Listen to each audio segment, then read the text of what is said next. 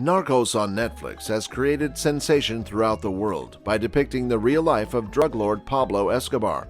The show is intriguing, exciting, and thoroughly entertaining. But within this insane drama and mind-boggling twists, how much truth is really there? It goes without saying that to entertain viewers, sometimes creators go beyond the actual reality, but going by that extent can go wrong when you are dealing with a person of this popularity. Is Netflix lying about the real life of Pablo Escobar? Are they hiding something? Welcome to Criminal Minds. In this video, we're going to dig up 10 things Netflix is hiding about Pablo Escobar. Those who have not seen the show, I have a word for you guys. Spoiler alert, Narcos creator Eric Newman told The Hollywood Reporter in 2016 that the show is 50-50 between fiction and non-fiction, but that the timing is true. However, several members of Escobar's family have expressed dissatisfaction with the show's portrayal of him. Sebastian Marroquin, Escobar's son, shared a lengthy Facebook post in 2016 calling the series insulting and detailing some alleged inaccuracies. Let's hop into the 10 incidents from the life of Pablo Escobar that was not like it was shown in the show, because we think you deserve to know the full story.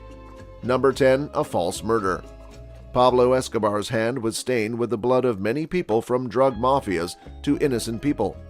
As we see in the show, Escobar's brutality was feared by many. But there is someone that he didn't kill, as per Sebastian's claims. The show portrayed quite the opposite. Colonel Carrillo, as he is referred to on the show, was not personally killed by Escobar. Sebastian, who says he is not proud at all of his father's violence, confirms that Escobar attacked several police officers in Medellin in the late 1980s, killing over 500 in 1 month, but not Carrillo. We know it is negligible in front of how many persons were killed by Escobar, but as Sebastian says, it is not right to put blame of a crime that one didn't commit. Number 9. The last day of his life. Sebastian and his family in the Tequendama Hotel were never contacted by Escobar.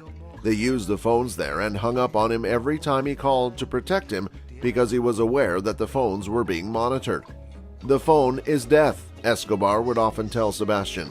Sebastian continues, "He asked to speak to my mother and sister one day." On the day of Escobar's final struggle in Medellin's Los Olivos neighborhood, they had a long talk, knowing it would most likely be their last.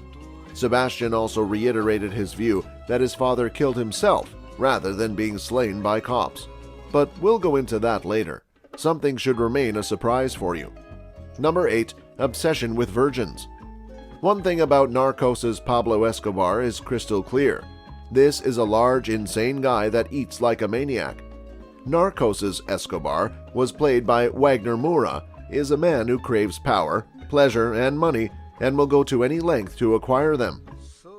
Escobar's love desires are shown to be as great as befitting a man of his stature. He's surrounded by surgically enhanced prostitutes flown in directly from Brazil when he's not bedding smoking hot reporter Valeria Velez, a fictionalized version of Virginia Vallejo. Escobar, the real one, was a ladies' man. He liked the girls, or should we say, he liked the girls. Pablo was not attracted to more experienced women. He preferred underage virgins and would hold wild parties with females who were much too young to have ever experienced sex. He would sometimes have them all assassinated later. In the 1980s, authorities in Medellin discovered the abused bodies of 24 teenage girls at a party. Number 7. The Palace of Justice scene. One episode of Narcos is based on the 1985 siege of the Palace of Justice in Bogota, which was one of the most significant events of Colombia's civil war. In the show, Escobar needs some records destroyed, so he pays rebel group M19 a large sum of money to attack the palace and burn the records in the ensuing chaos.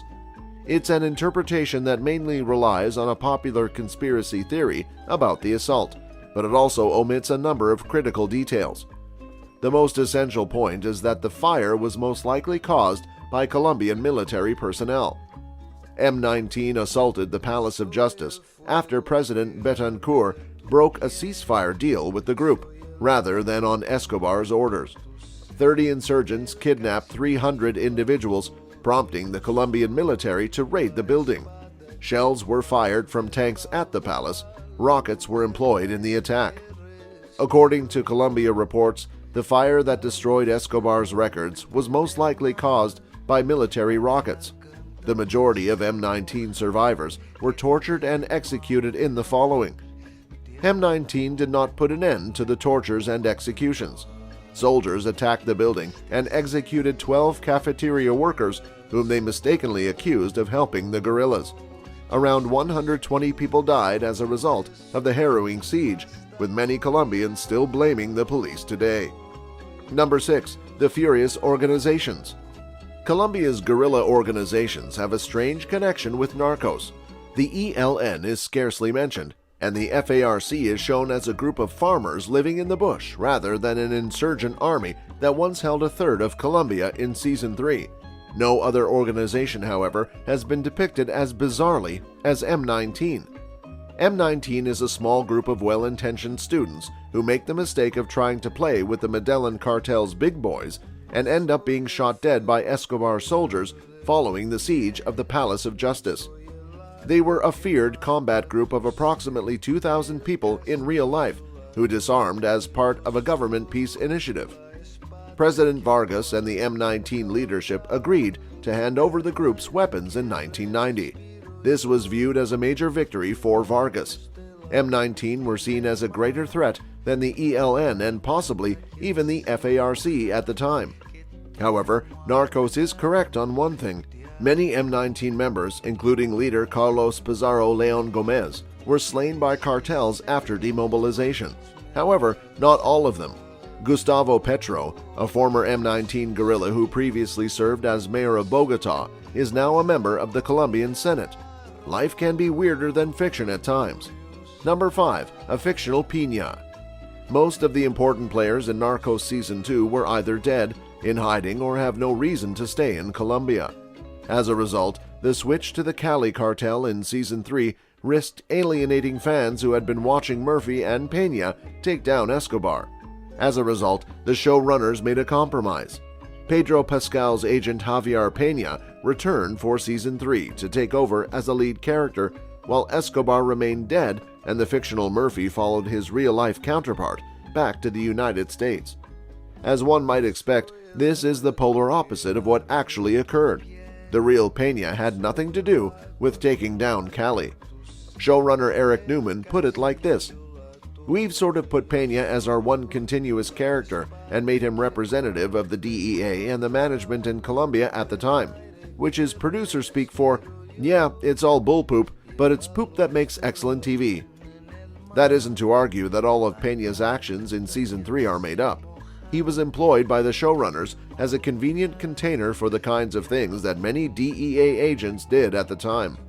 Number 4. The homophobic Cali cartel. Pacho Herrero, the Cali Godfather, is the only character to appear in all 3 seasons of Narcos and Narcos Mexico. Pacho is an openly gay character played by Argentinian actor Alberto Amon, which becomes a storyline issue in Season 3. Pacho declines the offer from the Mexican cartel to turn on his former employers, claiming that the Cali Godfathers never ostracized him because of his sexuality. It's a clever way of contrasting the macho Medellin cartel with the cultured, upper-class Cali cartel. Narcos does a good job portraying Pacho in many aspects. He was truly gay, and the other Cali Godfathers didn't seem to mind. This was not due to the fact that they were more sophisticated than Escobar's men. The genuine Cali cartel was virulently anti-gay. They carried out social cleansing operations in Cali, exterminating homosexuals. Cali's social cleansing gangs would hunt down LGBT people, as well as street kids and prostitutes, murder and mutilate them, then toss their remains into the Cauca River with a sign that said, "Clean Cali, lovely Cali," around their necks. Pacho was the lucky one, as his status protected him from such torture. At one point, there were so many bodies dumped in the Cauca that the cost of collecting the bodies nearly bankrupted a municipality downriver. Number 3. Gruesomeness. The Netflix series showed us the brutality of Pablo Escobar, and it was quite enjoyable. On the other hand, in real life, he was way more cruel and brutal. The show has shown that he used human mules to smuggle cocaine and other drugs, but also he used to stuff drugs on even pets. It is known widely that he even killed all the architects who designed his mansions to prevent any kind of leaks. Number 2. Fan of recordings. Many of his life stories were possible to attain because of Pablo Escobar's obsession to document himself. Even the show used some of his actual video recordings. There is a rumor that he would even kidnap journalists to tell his story. Number 1. Did Pablo Escobar commit suicide? We have told you earlier that Pablo Escobar's son Sebastian Marroquin thinks that Pablo was not killed by the DEA. Rather, he is certain that he committed suicide. The reason is Pablo used to teach his children how to commit suicide if they are captured. He even told them to put the gun on the right ear, not in the mouth. And guess what? In Pablo Escobar's dead body, there was a bullet in his right ear. What an irony! With the end of Pablo Escobar's life, we have arrived at the end of the video. Show us some support by liking the video. Don't forget to share and subscribe. See you in the next one. Until then, peace.